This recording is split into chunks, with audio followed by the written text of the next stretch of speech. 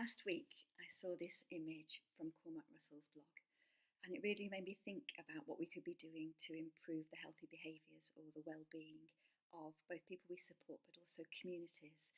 In fact, what would a national wellbeing service look like? So I've been thinking about this and what might be possible. And yesterday, my colleague Emily went on a festival of happiness. And I know that other people have been looking at action for happiness courses. So I just wondered what we could do to support each other in our communities to improve our well-being and our happiness.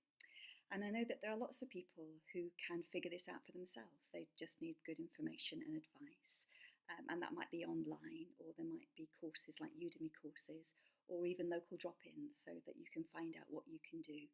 For example, using the 5 ways to well-being to improve your health and well-being.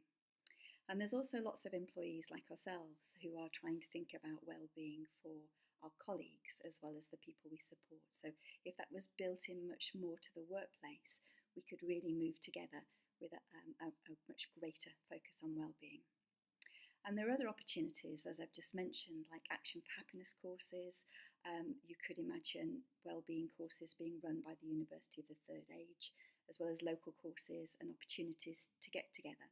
Even Psychologies runs a happiness group that you can join or set up yourself. So lots of ways to think about happiness and well-being with other people that we could put more energy and more resources in and make sure more people took that opportunity if they wanted to. But there are other people who might need a bit more help to think about this, who may need somebody else to think about what matters to them and help them think about that, to look at what's working and not working for them right now and where they want to be in the future. And traditionally, life coaches or even therapists have helped people to do this, but I wonder if there's other ways that we could make this really widely available to people.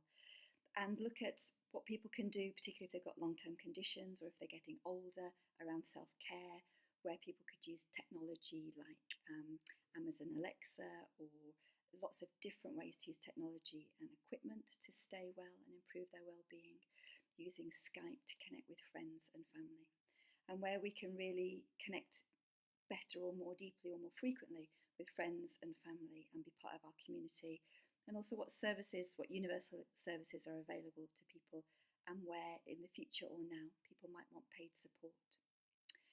And some people, that might be enough to have a plan with some ideas and then they're able to go off and figure that out themselves. But other people might need a bit more help to make that happen. For example, if they recognise that to be safe getting in and out the bath, they might need a bathboard and seat, and how do they get that? Or how could they get somebody to put in a rail for them? And we might need something like a task rabbit or just somebody who can say, you've got 5 or 6 actions here, I can figure them out with you, I can make them happen. Or I can find somebody who will.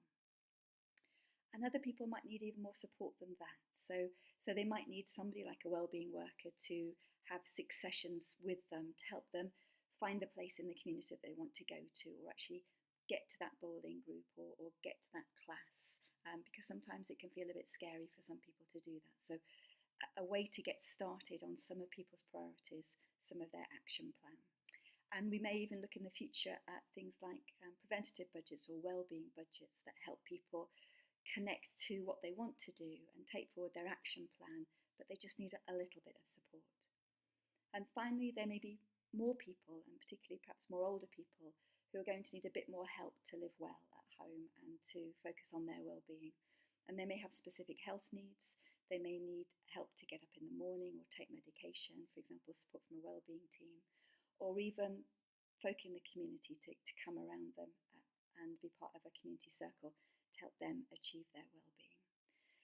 So there are lots of different ways that we can think about how to create what could be a national wellbeing service, a way that supports us to think about our well-being and take responsibility for our health, but also know that at different times of our lives we might need a bit of extra help or support to do that.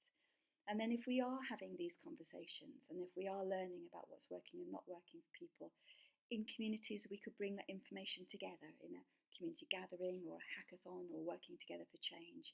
Say in this neighbourhood, these are what people are telling us is working and not working. And what might we want to do together to create a stronger community, a more vibrant community that means there's more going on that supports all of our well-being. Now, at the moment, I'm testing out these ideas with both people who are currently using wellbeing services in Wigan, and also having conversations with people who might want to support their family, their loved one, a mum or a dad, to think about what they might want to do to prepare for the future and pay attention to their well-being now. So lots of conversations starting to happen, and I'm sure when we've done that, this might look really quite different, but I want to start exploring what this could be like. And in Thurrock, for example, there's already a thriving local area coordination service. So the bits that says, I need a bit of help to think about this, or I need a bit of help to make it happen, local area coordinators will be picking that up.